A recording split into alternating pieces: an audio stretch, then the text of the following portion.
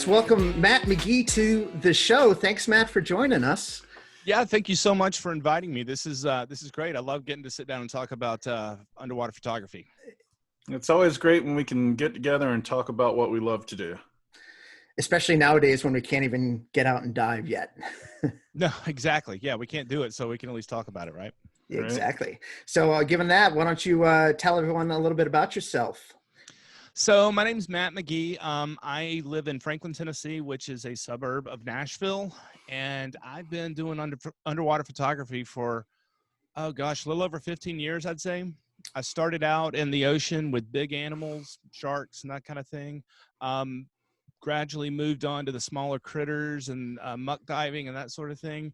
And most recently, I've gotten into shooting models in a pool with Nice. fabrics and big flowy dresses and that type of thing. Yep. So it was nice to find a way to shoot underwater without having to travel a long way.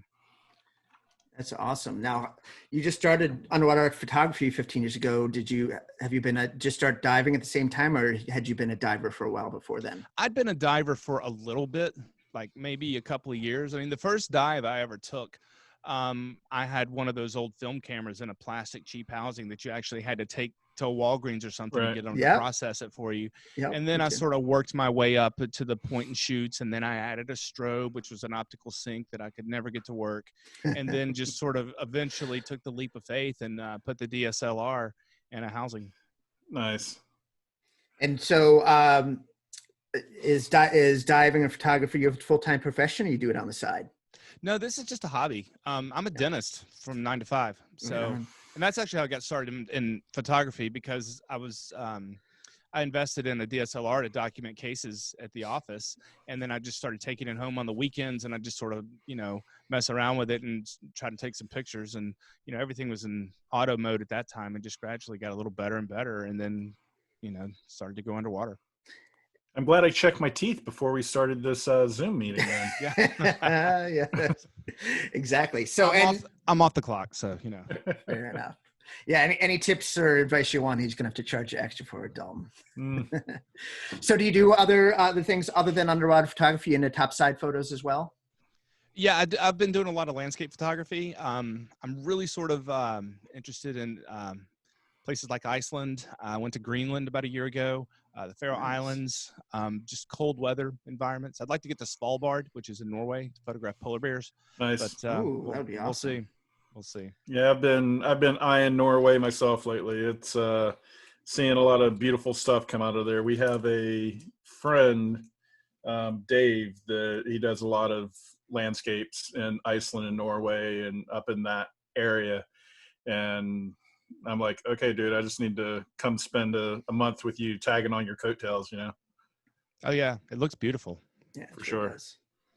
So tell us a little bit more about your journey as an underwater photographer. You started out with your little Kodak or whatever disposable that you take in. You graduated in SLR. So do you shoot, what do you shoot with? I think I saw an Aquatic strobe on your profile picture. So I'm guessing. Yeah, I shoot with a Canon 5D Mark III right now, but I had the 5D Mark I, which I flooded, and insurance paid for me to get the Mark II, which was great, because then I could do a little video. And then I gradually went on to the Mark III. But yeah, I was shooting one of those little Canon power shot whatevers in the Canon housing. I took that to Florida several times, and went down to Fort Lauderdale and Marathon Key and Key West, and just sort of played around with that. And then I took it to Nassau and did the shark dive at Stewart Coves. And that was sort of my first experience with sharks. And I started thinking, if I'm going to do this, I'm going to need something a little better than this little point and shoot. That's funny. That's one of Dalton and I's. We both got certified at the same time on our very first trips together to go diving. Happened to be at Bahamas and go to Stewart Cove as well. Cove. Yeah, it's a great way to get into sharks. It was a lot of fun. It was a lot of fun. It was a little for me when I first saw it. I'm like, okay, this is super cool. Love it. I'd definitely do it again. But since then, Todd and I have been able to go on some other trips where they didn't feed the sharks, but we got to see them in their natural environment. And to me, that's where it's at. that Oh, was really cool. 100%. Because after I did that, I wanted to move on to the next level. And I was watching these, a video. I think this was before Shark Week even. It was called, I think it was called Dive to Shark Volcano or something. And this guy, Mike DeGry, I think is his name. He passed away back in 2012 in a helicopter accident, I think. But anyway, he's in this one place and he's down there, he's diving with all these different species. And I'm like, where is this? And it was Cocos Island. And I was watching the credits at the end of this, and I saw the dive operator, and I found him online, and it was the Undersea Hunter, and I booked the trip. And that's when I said, okay, I'm going to get the DSLR if we're going to, do this serious diving. And and they're diving there. They're not feeding the sharks. And it was just straight up wilderness out there. Yes. So tell us. Oh, go ahead, Don. Sorry. Yeah, I was gonna say we saw some of your schooling pictures, your schooling hammerheads, and some other schooling photos. Those looked really cool. Amazing. Tell us about. I'm just excited personally because Dalton and I have been talking about whether or not to go to Cocos and what the experience is, but we didn't know anyone else that we could ask about. So tell us what it was like diving in Cocos overall. In addition, what it was like, what your shark experiences were, and just what did you think overall with your experience with the Cocos Islands? It was the closest to a kid waking up on Christmas morning that I've had as an adult. I'd watched so many videos of this place, and it's a day and a half to get there. Okay, so you go to Costa Rica, you get into Punta Arenas is where you leave from, and it's a day and a half out there. And we got there in the middle of the night and woke up the next morning, and there it is. It's this place I'd seen in pictures and video, and it's unreal. It's just unspoiled. Nobody, it's total liveaboard. There's no there's no hotels or anything, and it is Treasure Island.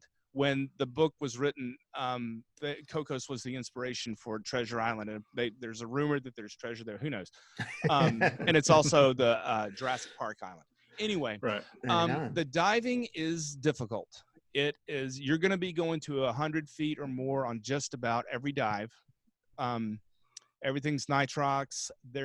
You can really have some strong currents. I mean, there's a couple dive sites where you're out there where those currents just hit these pinnacles and seamounts before they get to the island. You're going to have to hang on. I mean, I took some Kevlar gloves one time to all the coral's dead for the most part. So you hang on for dear life sometimes. But you say the schooling shot. I mean, that's what those hammers love. They love that current. So there's a site called Alcyone, which was discovered by Jacques Cousteau years ago. And you go out about a mile or so off the island, and there's just an orange buoy out there in the middle of the ocean. And you just drop down to about 95 or 100 feet, and you look up, and that's what you see. It's just crazy. It's just wallpaper, hammer, hundreds of them.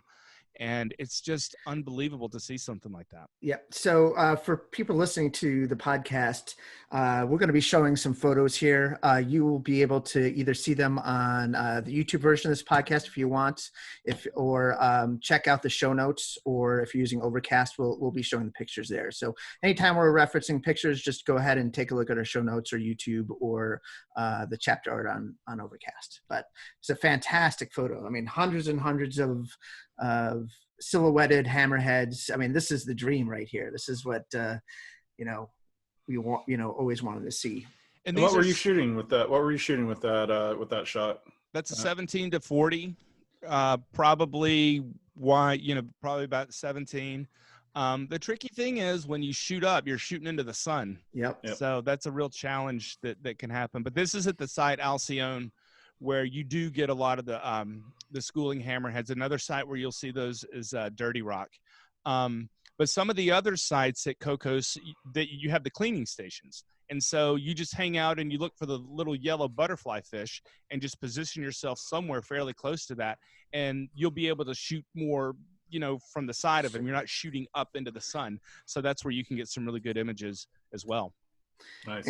Including, is that where you got your favorite image that we were talking about earlier? Yes, the one is actually over my shoulder over there. Yeah. That one right there. That was at, I think that was Dirty Rock. And it's one of those situations where you just, always look behind you. I mean, not because, hey, this shark is going to eat you. These are very, docile sharks. They never hurt anybody. They're more scared of you. And I turned around and it was coming in, and it was the first time I ever took a picture, looked on the back at that screen and, fill the frame shot, lit up. And I was like, oh, I can do this. And that's kind of tough because, with shark photography, it can be difficult because a lot of times their underside is white and it's easy to blow that out with the strobes. Right. And especially like at Bimini too, where the light's bouncing off the sand and that kind of thing. You have to really take that into consideration. But I can tell you, I had my camera in program mode at this point. It was dumb luck. Hey, nothing wrong with that, right? Let me stop sharing. So that's awesome. Those are some of my best photos, the ones that are just dumb luck. Dumb luck shots. Yeah. So, other than sharks, did people go to Cocos Islands to shoot anything other than sharks, or pretty much everyone's there to get pictures of hammerheads and? Well, I think Cocos, definitely the draw is the sharks and the schools of hammerheads, but there's so many other species there. Of course, you're going to see the white tip reef sharks, and you almost don't count those as a species because there's just so many of them. They're ubiquitous. But you'll get silky sharks. You'll get Galapagos sharks. Every time I've been there, we've seen a whale shark at least once or twice. Wow. In the last few years, tiger sharks have come in. The bad part about that is they've eaten up a lot of the turtles. And there used to be silver tip sharks there that you could really get a close-up interaction at a dive site called Silverado. But I think the tigers have scared off a lot of the silver tip sharks. You'll get black tips. Of course, you get the night dive where the white tips are hunting, and there's literally hundreds of them going. It's just a frenzy of just sharks going nuts after chasing fish around the reef at night. And occasionally, if you're really lucky, they've had humpbacks come in. There are some videos on YouTube of orcas coming in and eating tiger sharks, killing tiger sharks. So it's just you can see anything. Occasionally you get the bait ball where you get some marlin or something like that. Cocos it has a little bit of everything.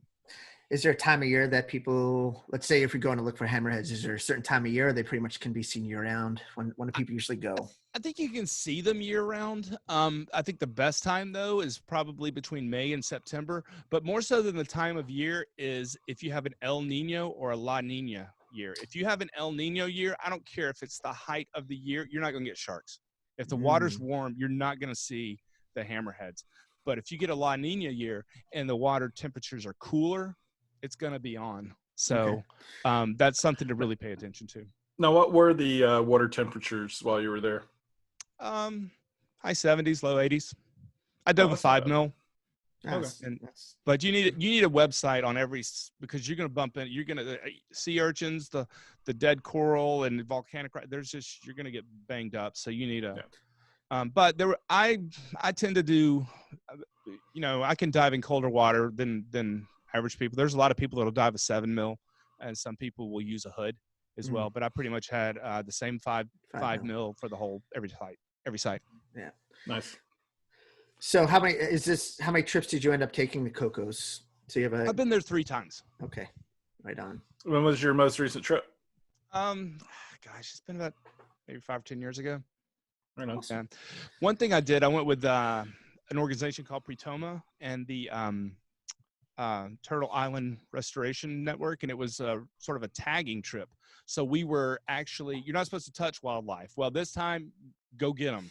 So we were catching and tagging turtles and weighing them and, just taking data on them. And on some of them, we installed satellite trackers and acoustic tags and that type of thing. And on some of the sites, we went down and recovered the data recorders and changed them out and that type of thing. I wasn't so much hands-on with that. I was there to take pictures, but it was still a really cool way of doing it. That's really cool. And so what about, have you been to Socorro's and done the Socorro trip? I think I saw one of your photos at least tagged for a manta. Yeah, I've been to Socorro once. That was a while ago, but it was, it's similar to Cocos. It's remote. It's over a day to get there, maybe day and a half. Somewhere. I hear that crossing can be pretty rough that day of travel. What was your experience? Yeah, it was fine. The first time I went to Cocos, this crew was throwing up. Everybody was getting sick. It was brutal. But Socorro was no problem. I went, it was the last week. It was the week after Christmas. So it was the end of December. You recently found out that there's a part of the year, it's just too rough. Like in the summertime, you can't go. It's just too rough out there. Yeah, I think they switch off, and the Nautilus and the groups that normally do Socorros will do shark diving instead during that time of year, if I remember correctly. Yeah, I think they go to with great whites. Yeah. Very cool. Now, have you been to any of the great white destinations like Guadalupe or the Farallon Islands or anything like that?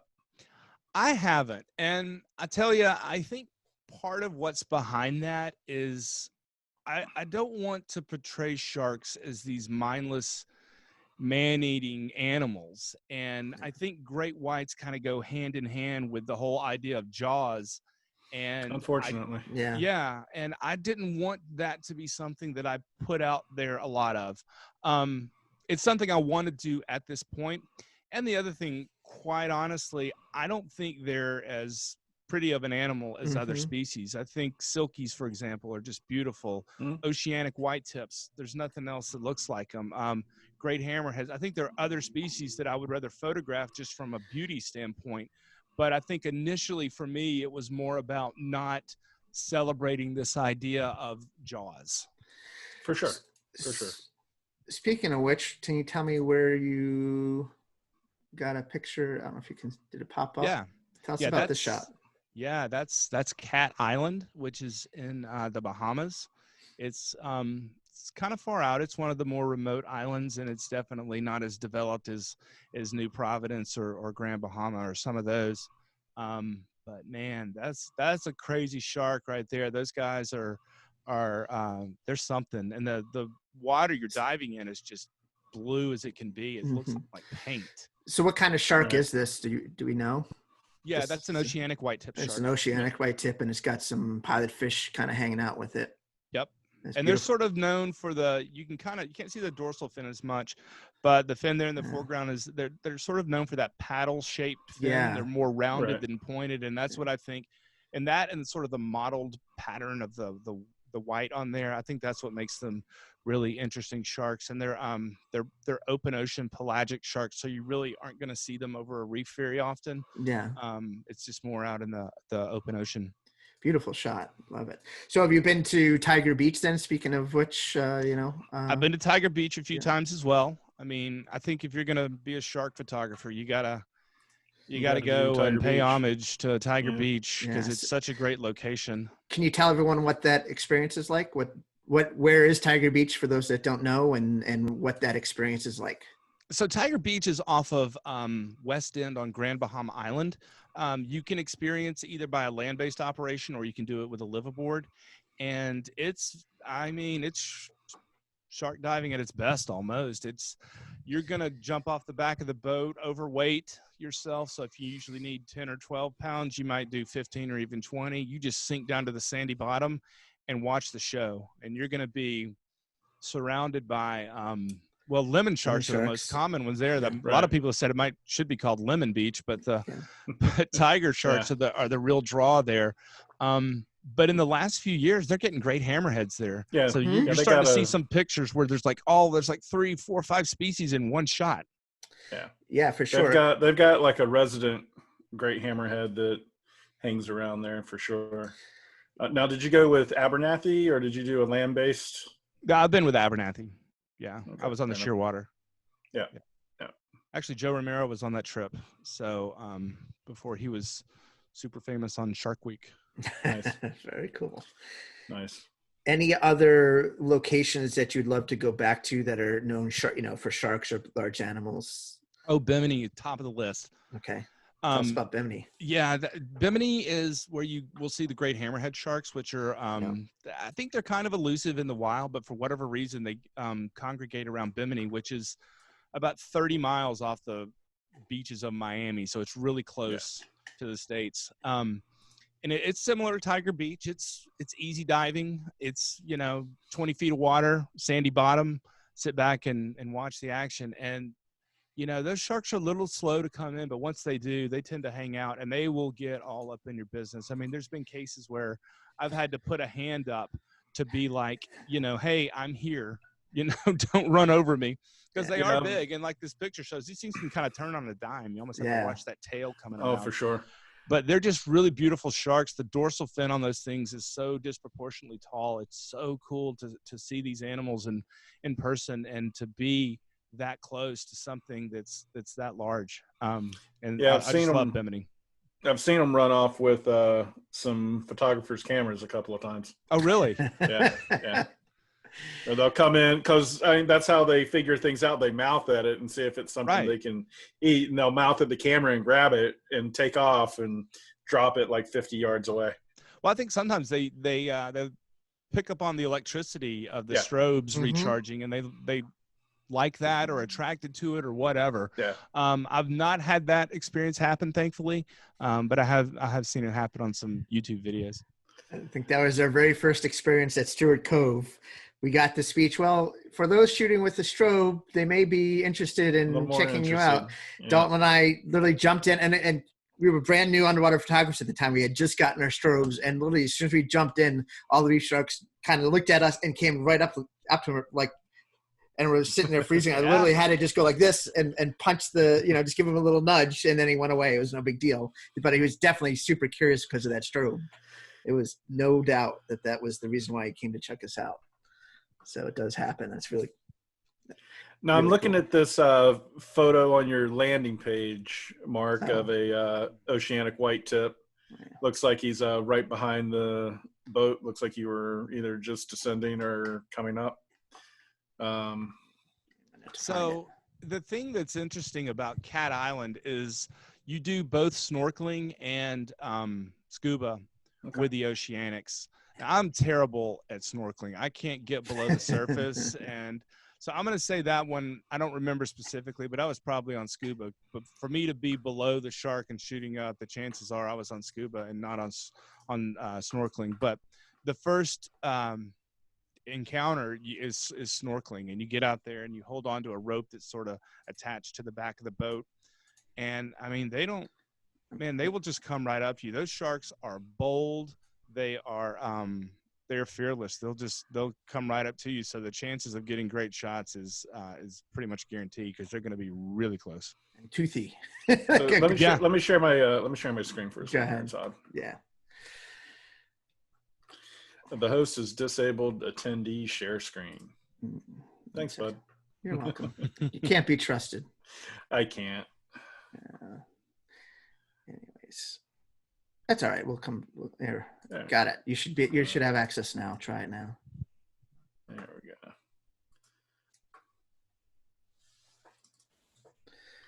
So this guy here.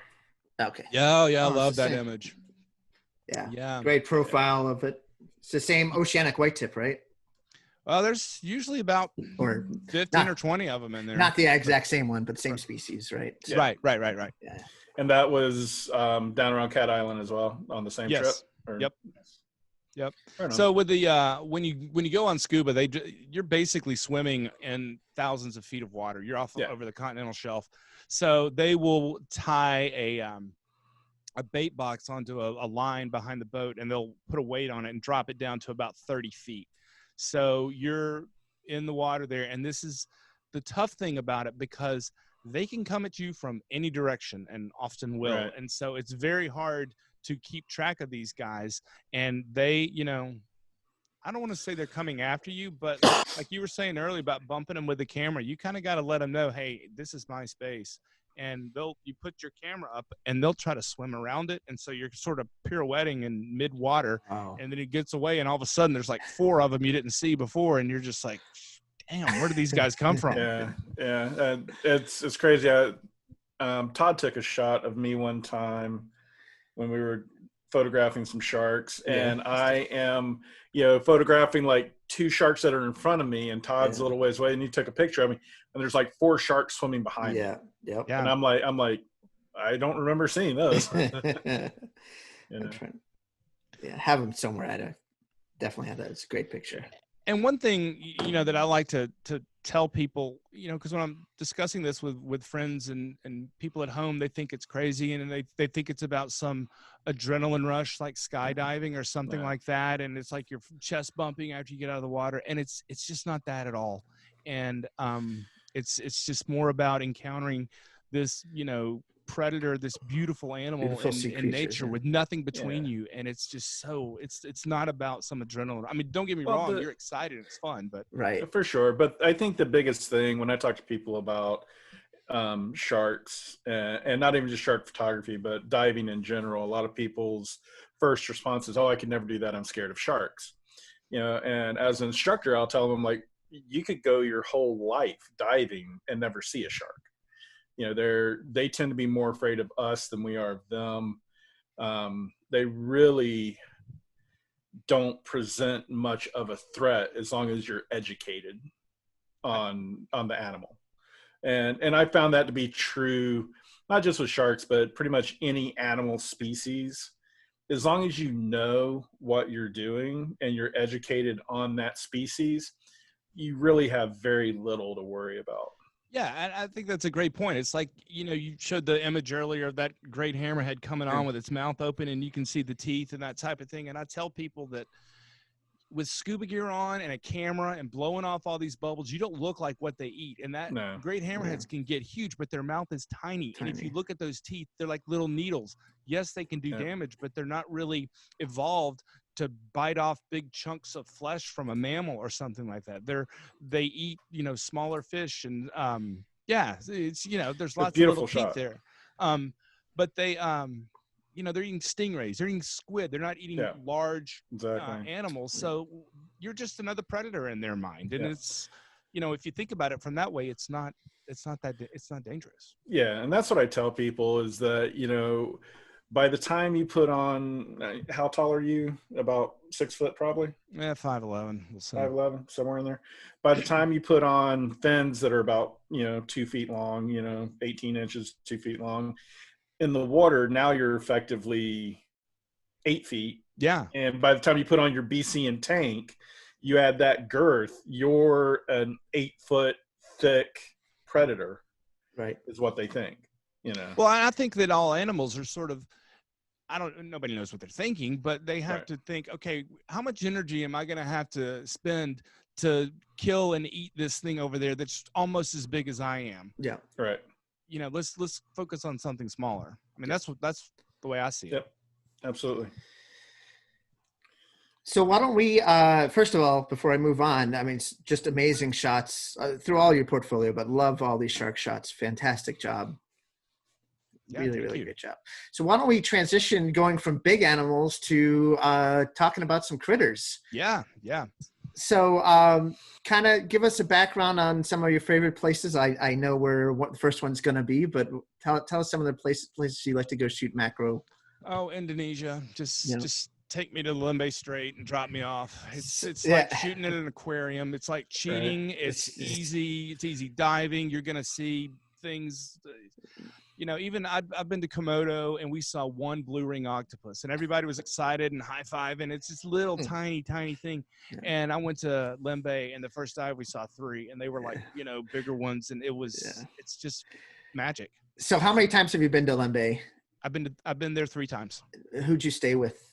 Limbe Resort and Critters at Limbe. Perfect. Yeah, and I stayed there because they've got on-site camera, a camera pro there, and they can make repairs and that type of thing. It's just a really nice place too. Yeah. I've been twice. The first time was with them. They were fantastic, and still in touch with Dimpy and some of the other people that work there. So it's really cool. And it's interesting that just the volume of fish and sea life that you see compared to, say, the Caribbean is insane. Well, the coral species, there's just a ridiculous number that you may see on one dive. I've heard could be more than the entire number of species in the Caribbean. Yeah, I'm not 100%. Totally. Don't quote me on that, but it's crazy. Yeah, once you start diving Asia Pacific, you definitely get spoiled. If you're from the States and you're used to only diving Caribbean, your mind gets blown. For sure. It's fantastic. And I never thought I would like it, because the only reason I went there initially was because I was beginning to consider myself an underwater photographer. And I thought if I'm going to say that, then I need to have some small animals in my portfolio. So I'm going to go to Indonesia. I'm going to knock it out, one and done, and then we're going to get back to the fun diving with sharks. And I loved it. And then all of a sudden muck diving became your passion, right? Yeah. Yeah. So for those who don't know, tell them what Lembe is, what it's like. Give them just a high level overview, because not everyone's going to know this very famous place for us critter lovers. So the Lembe Strait is a little stretch of water between North Sulawesi Island in Indonesia and Lembe Island. And my understanding is that years ago, fishermen from Taiwan came through, stretched nets all the way across, because it's only about a mile wide at its widest point, and fished out all the big stuff. And so now there's not predators for all the little things to flourish and to increase their numbers. But it's muck diving, and it's not the situation. I mean, there's coral. I don't want to say there isn't, but there's a lot of times you're diving around in like a muddy bottom with garbage and trash, plastic bags, plastic bags, flip flops. You'll see octopus living in a glass bottle, which that's another discussion about how we're treating the planet. But at the same time, you're going to see, people talk about the holy grail of blue ring octopus, and there's wonderful mimic, the harlequin shrimp, all that kind of stuff. There's just so many of these little critters, as they hairy sort of collectively call them. Oh, so many frogfish. They got the rhinopias that are back there. Just all kinds of cool little things that sometimes you didn't even know existed.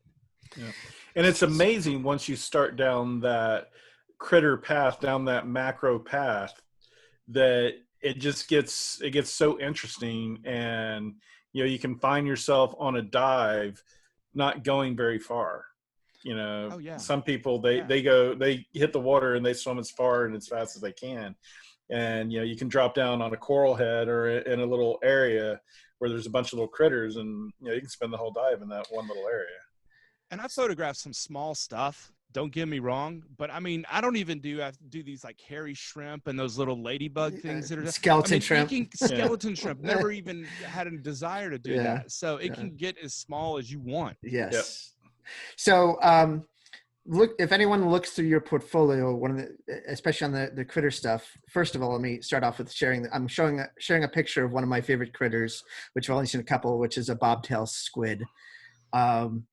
But my point is, you've got this awesome shots of all these great critters. Was this one taken in Lembe or Komodo or something? This is Lembe. I've also photographed this one and the orange yellow version in Komodo. Okay. Now, was this with the snoot? So so that's the point I want to get to, is let's talk about, so many of your shots are great, and what sets a standard macro shot a bit better is really getting these critters that are hard to get a good photo of, because they're just traveling around the ground for the most part. So to get them to pop out from the background, you've got this technique, which is basically to use a snoot on your strobe to really isolate them. So tell us about how you take these photos. So I love, obviously, if you look at my photos, I love using a snoot. And the reason for that is the backgrounds are going to be distracting. One, it's either just going to be dirt and muck and sand and it's not pretty, or two, if it's bright colored coral, it's going to compete with your subject. Right. So I want to isolate that subject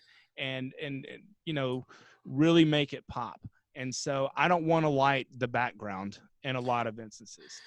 So what type of snoot do you use? Do you have a traditional snoot that goes over your strobe, or do you use a retra, or tell us about that? No, it's one that fits over the strobe, and it's sort of like stacked. You can have like a really narrow where it's focused down, or you can pull it off and it gets a little bit wider and a little bit wider still. And then I've got another one that the covering goes over the strobe, and it has two little arms that are fiber optics, and you can bend it and twist it and turn it in any way, so you can get some more creative lighting that way. And I like that one better at this point, although if something's a little bigger, you might need to use the other snoot. But when they're pretty small, you can put little funnels on there that really get that beam of light down to a pinpoint. Some of it's just too small for me to even use, but the fiber optic snoots where you've got two coming in there is really nice. I'm a big fan of them. Yeah, I've never got a chance to use them, but definitely they look very very enticing. So glad to hear that actually work really well. Well, it's kind of like getting back to studio photography, because you're using your primary light, and then you got a fill light for the shadows. Yeah. And it's just coming off of one strobe. Yeah, which is awesome. So here's another one favorite. So everyone's very familiar with the blue ring octopus, but another famous Lembe resident is the Motodi, which you got several great pictures here. But I really like this one because looking at this octopus, the Matodi octopus only has one blue ring on each side, but also when it certain times when it's agitated, whatever, it also basically will give itself stripes along its entire body, which is really cool. This thing was hiding under a big leaf, and we took the muck stick or the limbe stick, which is basically just a steel straw-sized pole of varying lengths, and just lifted that leaf over, and it just spread out like that. And I got about 4 images, and that was it. And that sucker was beautiful. gone. Yeah, well, it's a beautiful shot, and it's even more rare than a normal blue ring octopus. So, great capture on that image. Lots of luck with that. Yeah, hey, so much luck. Yeah, but your luck is improved greatly when you get to go to Lembe and shoot, because that chances. Well, and that's true. I mean, like I said, it's almost like cheating, but it's also kind of like an Easter egg hunt. You're just going along, and you don't know what you're going to find, and you may be going on a dive looking for wonderpuss or mimic octopus, and all of a sudden here comes a pair of frogfish that are really cool. Yeah. Another great example, I'm sure, of using astute, I'm guessing, is this guy here, the pygmy cuttlefish. That's the pygmy cuttlefish, yeah. Yep. And use your snoot to did. And this was not the 2, but the 1, and it was pretty much straight on, just kind of holding it up like this and just moving it in. And fortunately, this little guy just sat there and was just posing still. Was pretty chill. Nice. And I had plenty of time to sit there, and I mean, eventually it moved on, but this one was really chill. Look at the eye on that thing. Isn't that cool? That's the eye and the chromatophores, the detail. I mean, that's the other thing that I love with being able to shoot with one strobe and snooted and stuff like that. It not only does it isolate the subject, because of the direction of the light, it really enhances the details, and you get more feel for the texture and things like that. So it draws your eye to that stuff too. And I sort of, and recently I've gone and looked at some of the Dutch masters painting and how those guys mastered light and the control of where it's drawing the viewer's eye. And I think that's a lot of what's going on with using a snoot in your photography. Any other particular? Absolutely. I mean, it's all about controlling the light and basically like painting with light is what you're doing. And I think when you go down there with 2 strobes and you light everything up, you may have bright corals, but then you got some bright fish, and your eyes trying to figure out where to go to. Now, I don't use a snoot for everything. I think like one of my favorite things to photograph in Lembe are those anemones that are balled up with the Nemo fish swimming around in them. And I think those are really colorful and provide a lot of texture and that type of thing. And I'll use 2 strobes for those, and fill up the light. This is another, back to snooted though. This is another one of my favorites of yours that I saw on your site, which is just this beautiful nudibranch. Yeah, I like the color, but this is one of these things that's tough about Lembe.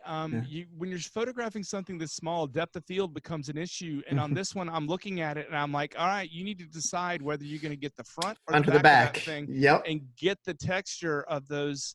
I forget what they're called, but the little yellow. Yes, I used to know. We'll call them the gills. It's like rhinophores. Yeah. I'm blanking on it too, but you can really get texture in those things, which I was able to do in some other photos. But on this one, I look at it, I'm thinking, man, you could have picked one or the other, because when you're shooting a macro lens, your depth of field is very minimal. It's skinny. Yeah. It is.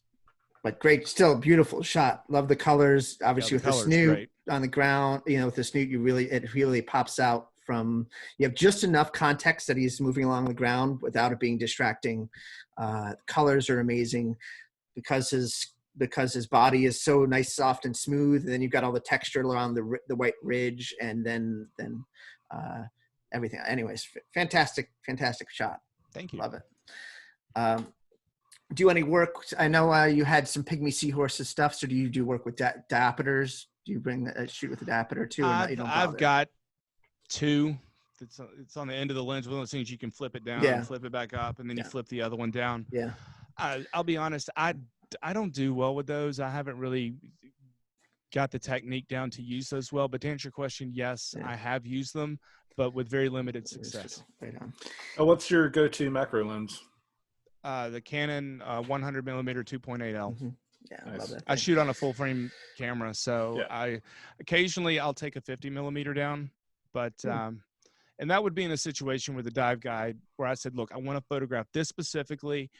And I know that it would be nice to have something a little wider. And the dive guide could all but guarantee, like, hey, I know there's these frogfish. They live over here. Let me take you there. And that type of situation. But I would say 90% of my dives, if not more, were with the 100 millimeter.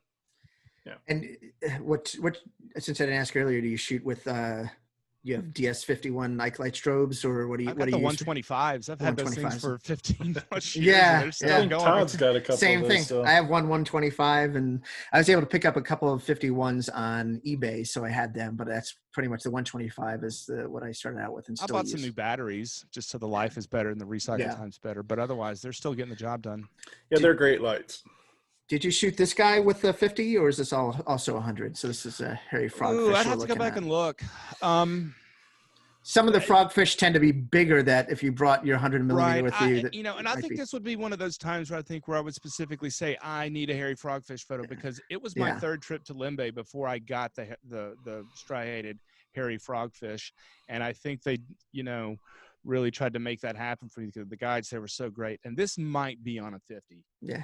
Because those guys were about the size of a softball. They weren't. Yeah. Oh, wow. Tiny. That's a pretty good size. Yeah. Well, maybe not. I'm always excited when I find a frogfish. Was this on Hairball Reef, or was this, do you remember? I mean, it's probably, don't remember what dive site you're on. I don't remember. Yeah. I don't remember.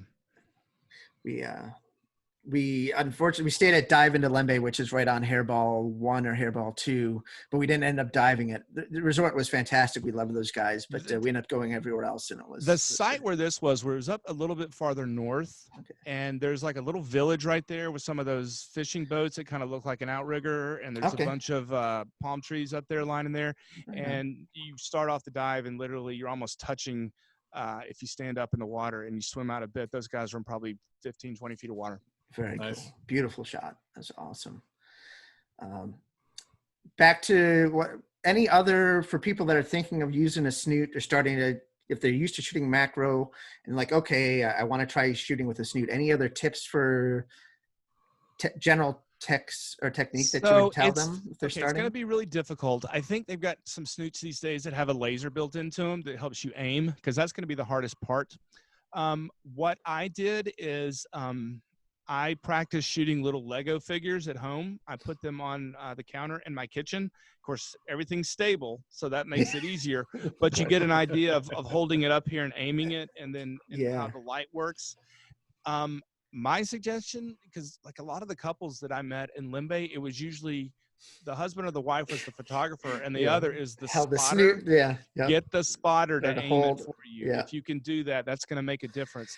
But what you tend to do is you start to figure out how much snoot you need for a different size animal. And oddly enough, my wife has some old coral that's just decorative stuff that's dead coral and painted, and I put little Lego guys in those things, and just other little things to help practice shooting objects of a different size, and seeing what type of concentration of the light on the snoot that I needed. And you'll need to loosen up all the attachments on your strobe arms.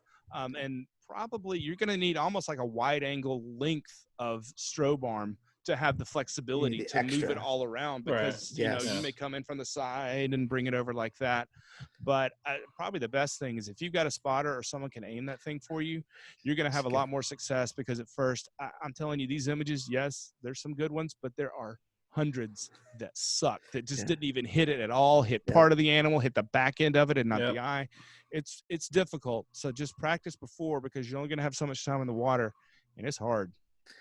That's good tip. Fantastic tip. If you're getting, especially any new gear, it really applies to. If you can practice ahead of time before you actually get in the water, especially, and if you get to dive locally and test it out, great. But if not, just like Matt said, practice at home, give it a shot so you're at least somewhat comfortable with it before you start doing your dive. I took some pool toys into our friend's pool and like set them on the steps into the pool, and then just kind of practiced with that. That's awesome. Well, fantastic photos. Yeah, there's some great stuff here. And do you have a favorite critter or a favorite shot in your macro work? I'm going to say the mandarin fish. If you look at my website, there's multiple shots of those guys. That was the main draw for me to go to Asia, that part of the world, the Indo-Pacific was that one fish, and that shot with the male with his little sail up on his back. We saw them, or I saw them the first time in Komodo, and I was so psyched. But those mandarin fish were pretty small. When I got to Limbe and saw the ones there, it's like they ate the mandarin fish from Komodo. They were so much bigger. Yeah, they were so much bigger, and they seemed to come a lot closer too. They weren't as hesitant to come up to and get close to them. So it's an easy dive. You're gonna see them. The tough part is getting the shots with the snoot, but other than that, you're gonna get it. They're just awesome. Any other places other than Lembe that you particularly love to go to shoot critters? Komodo's fun because you're going to get some of the critters, but you also have a great shot at getting manta rays. Mantas, yeah. Mana Point was too rough. We did not get to dive it when I was there, so we did not see as many as we'd hoped for. And then you also get the dragons, so that's really cool. Yes, Komodo dragons are awesome. Have you been to like Philippines to try to do any similar places there yet? No Anilao or anything like that. I've been to Fiji. Have you been to Galapagos or? Nope, not there. We did Fiji, which is sort of Indo-Pacific light. You get a lot of the soft coral capital stuff, and you get it sort of introduced to some of that stuff. And there's a great shark dive, but it's not as good as, in my opinion, as Indonesia and some of those other locations. It's hard to beat Indonesia. Again, you get spoiled when you get to go. It's you do.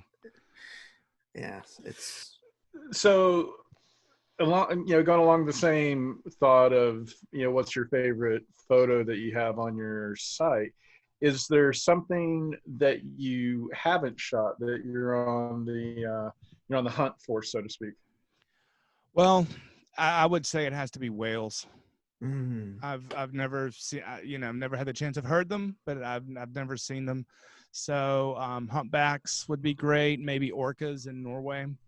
That would be cool. That would be neat. As far as the critter list, I've probably checked off most of those. I would definitely go back and get more, but I think whales would be it for me. Right on. Have you thought about going down to the Dominican Republic, to the Silver Banks or anything like that? Or yeah, I've looked into that, and Tonga. Yeah, those are a couple of locations. It's just timing and that type of thing. And we got 2 kids, and it's just a real job, and a real job, and all that kind of thing. So, so many places, so little time. For sure. Well, let's move into the third facet of your amazing portfolio here, which is your fashion and fine art photography. So tell us how'd you get into it? Tell us about your inspiration and give us a high level overview of how you're capturing all these awesome images that you got in your portfolio.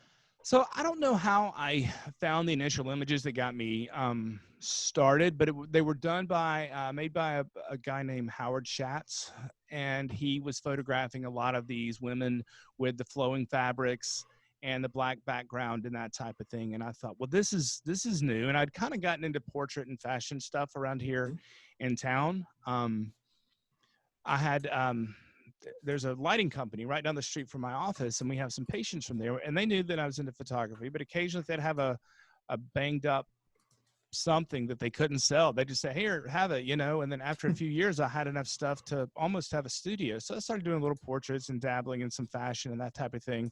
And then I saw these types of images that Howard Schatz was doing underwater. And I thought, well, hey, I can do this. I've got the gear. All we need to do is get the models and find a pool. And that's how, I got interested in that. So cool.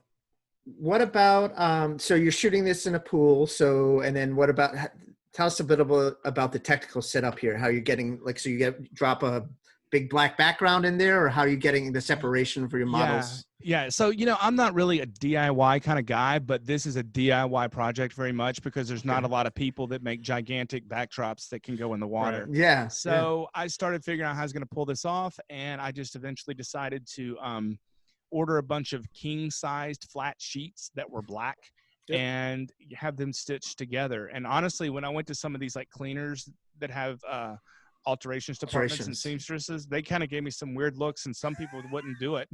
And finally, I found a couple that would, and they started stitching them together for me. The other thing I did for to look like skirts is I would go online and look for used parachute canopies. Oh, And wow. so Oh, okay, yeah. what you can do with those, if you at the top of the parachute, there's a little hole in there, and all the strings sort of go through where you cut the strings. And then I took the parachute to another seamstress, and she put elastic in there so different size models could wear it. And then all of a sudden, they got this big flowing dress. Nice. I got some of those as well. You can get those on eBay, and I also found them at an Army Navy surplus store here in town. So I had all these backdrops made where you stitch them together and that type of thing. But when you put them in the water, they will not sink. So then you have to get some sort of weight to hold them down. So I used a lot of scuba soft weights, just the little bags and that type of thing. You can also look for like weightlifting weights, the bumper plates that are made out of rubber with the stainless steel in the middle, I think it is. And those will hold them down. And then on top of the pool, you can get like a planter or a heavy chair or something like that to hold the backdrop up at the top. And then you just put it down the side of the pool and you weight it down at the bottom and hope it doesn't move, which it does. Right. And then for lighting, what did you do for lighting? Okay, so this is where it gets fun. I started off just using 2 strobes. Okay. Well, they make optical triggers so you can get off-camera lighting. And what you can then do is I took a strobe arm that I would use for my underwater setup, and I had it on a cooler with a weight holding it down, so it's extending out over the pool, shooting from above the water down into it. So you get the model positioned right under it, and you tell her, look up. Right above you, you know, that's where it gets really critical that they're in the right position. But so I'm triggering these things remotely with an optical trigger that is when I fire my strobes, it gets the other. So I rented some extra strobes from lensrentals.com. So I've got sometimes 4, 6 lights in there firing away. That's awesome. Yeah, like that one. And so, I mean, for all you guys, have a look at his work. He's got some fantastic. The shots are great. The colors just really pop. The other thing I wanted to ask about is you do a great job. The models all have a lot of great poses. So I'm sure you probably had some thought about directing of poses that you want to get and kind of tell them what they want to do. How was the direction work? It can get complicated because I've done a couple of shoots where I had like a Facebook group and we would have like, 10, 15 people throughout the course of the day. Most people can't do this. This is challenging. And the models, like the one with the red fabric there, she's an underwater model. She's done this. She knows how to do it.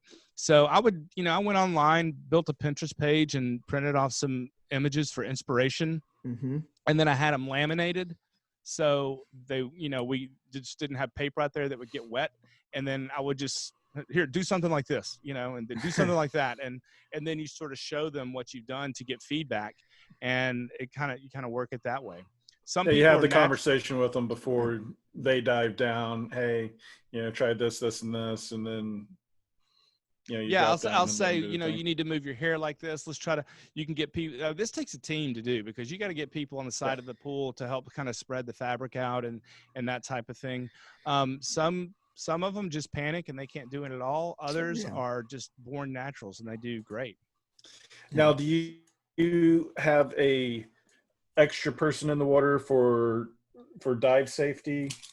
I have had a safety officer while you're. I always have a lifeguard, but I have had a secondary diver once or twice. But some of it's just getting easier to do in water that's so shallow that they can touch. Yeah. Because you can, play around in Photoshop to make it look like they're in deeper water if you need to. And I find that the models are much more relaxed if they haven't done this kind of thing before because they have that confidence that if they get nervous, all they have to do is stand up. Because if you get some of these girls with a heavy wedding dress on and they're in 8 feet of water and they need to breathe, they're not getting to the surface right away. It's difficult. Right. Yeah. But beautiful colors. Again, it goes back to classic elements of studio photography. And as you talked about, like Rembrandt lighting, things like that, just all come together for these awesome shot compositions that you have here. Yeah. And the fabric you want to use on this, I found is chiffon works best. I never knew anything about fabric before I did this, but I've spent some time in Joanne and worked it all out. But some stuff is too light and it won't sink very well. Others are too heavy and won't flow very well through the water, but chiffon tends to work pretty well. And, Nice. Just wonderful use of colors, great posing, and just beautiful artwork here. This is one, like, she had never done this before, but it was kind of always her dream shoot, and this was her first time modeling. And like I said, this one was just a natural.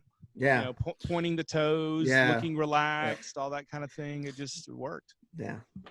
Looks like she must have had some dance experience or something. She's got the toes pointed and the angles right? I don't know if she had it or not, but she did great. Like you said, natural. But now, awesome. What type of lens are you using for these? Oh, definitely wide angle fisheye. I rented the Canon 8 to 15 millimeter L series, and you want to get as close to these models as you can, because one thing I found in doing this, pools are dirty. They're almost more cloudy than the ocean in a lot of cases. So what you'll have to do is get the pool shocked a couple of days ahead of time to try to really get cleaned up as much as you can.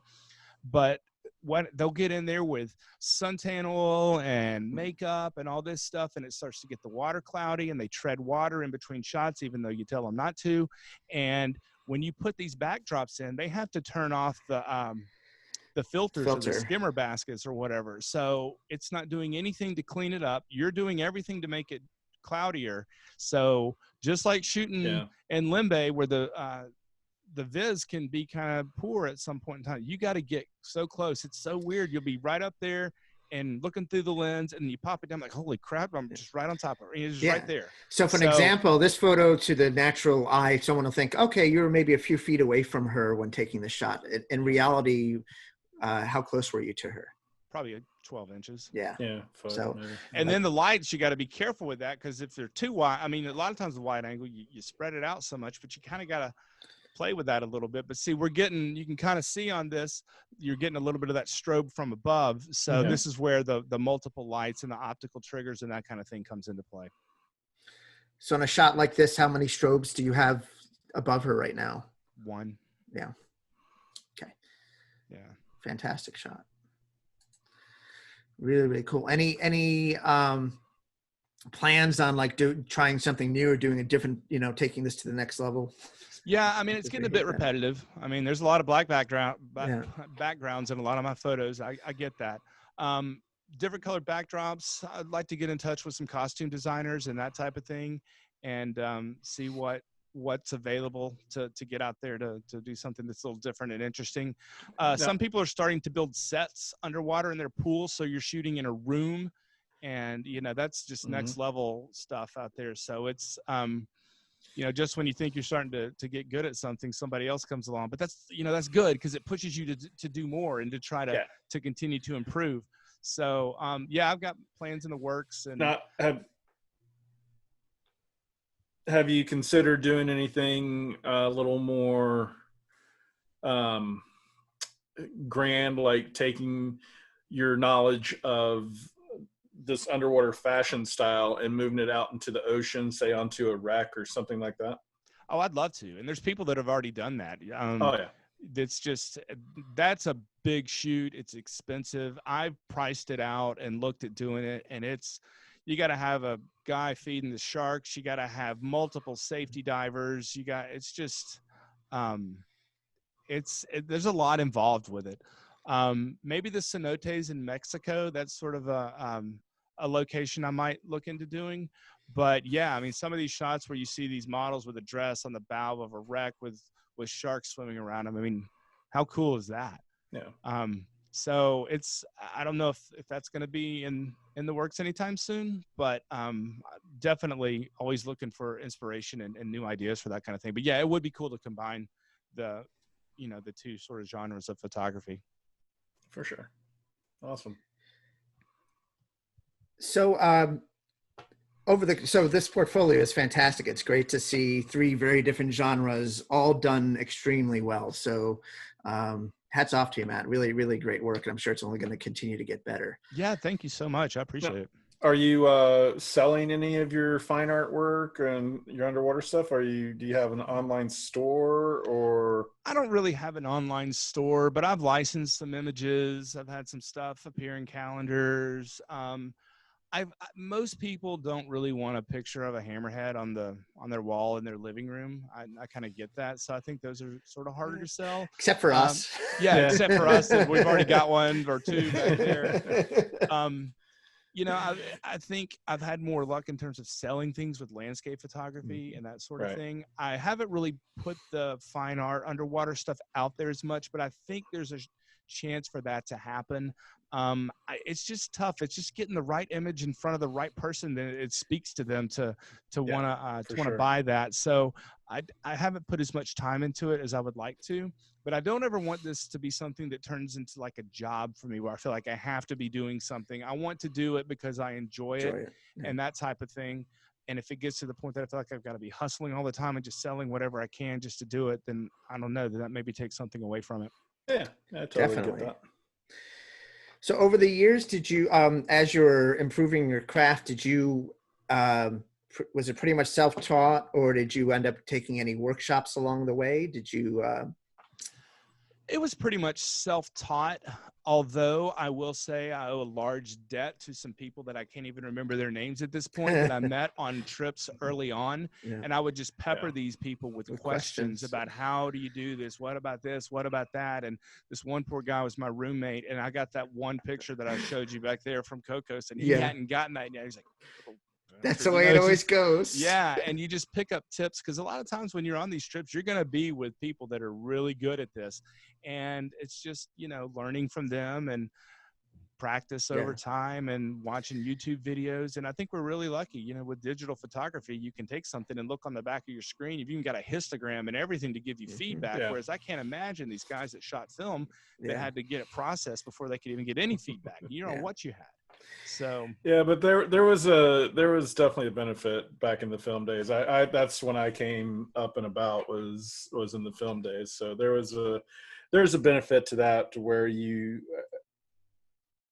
it was a smaller window to get good. You know what I mean? Yeah, where you had to master your skills. Yeah, where now you can shoot 100 photos and look on the back and go, oh, no, and keep going. Where before, with film, you had X amount of shots on a roll, and you had to have a good idea of what lighting to use, what f-stop to use. You had to really, each one was valuable. You really had to, put a lot of thought into it, because you only had 36 exposures or whatever. You can't just fire away, and the next thing you know, here comes the albino whale shark swimming over that you'll miss it after it's done. Right. Don't just but I think those guys said they really are probably much better photographers because they had to be. Yeah, exactly. Right. And are there any other specific underwater photographers that inspired you along the way, other than those guys that you got to actually ask directly for help on? And you can't say Todd Reimer. Yeah, well, he was top of the list. I mean, of course. I always thought Alex Mustard did a great job. Yeah. He's, big fans really, of his. Really talented. I've been on some trips with Amanda Cotton, and I like her approach to photography and to the environment as well. I think, as underwater photographers, we start to become sort of, more learning to be good stewards of the sea, and to learn more about the world that we're entering in and how to care for it. And I think she really sort of got me thinking more in those terms along the way. So it's things like, get your buoyancy right before you go down there and start just taking photos. You need to be aware of these types of things and not just taking a pretty picture. Preach Absolutely. I cannot say that one enough. I tell that to people all the time. I'll teach a class of have students that are just learning their open water skills, and they'll want to bring a GoPro or something down with, and I'm like, no, let's work on your skills, get that stuff dialed in. When you're done with the class, you'll have plenty of time to to bring a GoPro down. Yeah, I was talking with someone else the other day about this, and I was like, at that point in your diving career, you're not a good diver yet. You're also not a good photographer. Those photos are going to suck. Yeah. The only reason you're going to want those photos is to make somebody laugh someday when you finally got to the point that you're good at and say, look at this. This is what I did in Panama City, and it's awful. Yeah. You know? Right. Exactly. And like you said, you want to be a good steward for the environment.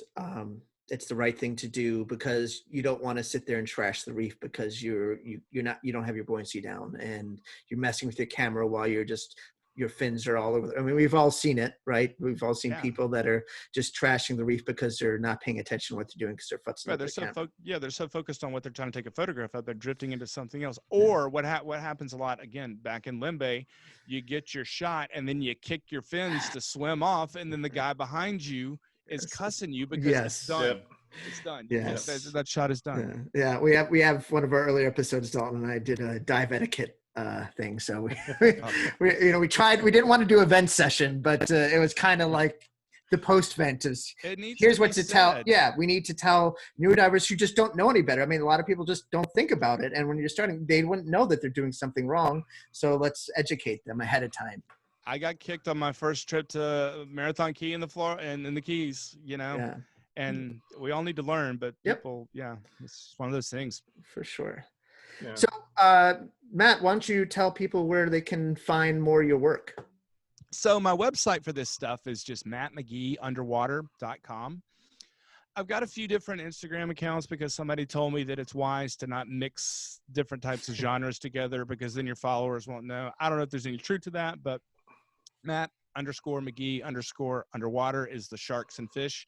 I tend to post a wide angle image and then I'll follow it up with a macro and then back to wide angle and back and forth and back and forth. Mm-hmm. And then Matt_McGee_photo or photos is the models under the water and that type of thing. And then I also do landscape photography, which is at Matt McGee, and that's probably my biggest account. But that's where I am. So check it out. Nice. Awesome. And you have a Facebook account as well, Matt McGee Underwater. Yeah, those are all linked to the website to a Facebook account. But honestly, most of my content that I put out there gets kicked over to Facebook from some other site. Exactly. Right. Well, we'll make sure to throw all your contact information in the show notes for anyone that wants to check you out as well. So yeah, that would be great. But this has been a fantastic conversation, Matt. I love talking this stuff, man. It's something that's so much fun, and there's just so much that goes into it. You get to buy gear, you get to swim and dive, you get to see sharks, and you get to combine it all into one thing, and then you have this end product, and there's just so much that's fun about it. Yeah, it kind of ticks all the boxes. So it ticks the gearhead box. Yep. It ticks the techie box.